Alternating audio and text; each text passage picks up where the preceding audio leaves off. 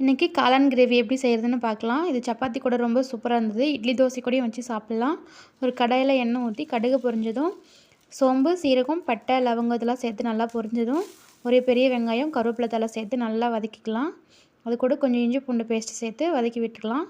இதுக்கு 2 தக்காளி போட்டு நல்லா வதக்கிக்கணும். இது வதங்கணும். இதிலேருந்தே கொஞ்சமாக எடுத்து வச்சுட்டு அரைக்கணும்.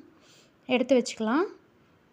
கட் பண்ணி வச்ச காளான் சேர்த்து வதங்கினதும் கொஞ்சம் சிக்கன் மசாலா, தனியா பொடி, மஞ்சள் பொடி, உப்பு போட்டு நல்லா மூடி வச்சு வேக விடுங்க.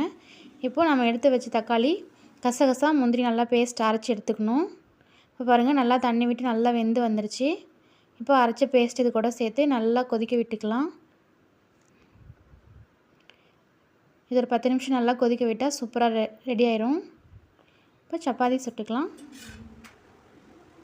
இது சப்பாத்தி கூட ரொம்ப சூப்பராக இருந்தது. நீங்களும் இதே மாதிரி ட்ரை பண்ணி பாருங்கள். ட்ரை பண்ணி பார்த்துட்டு எப்படி இருக்குன்னு சொல்லுங்கள்.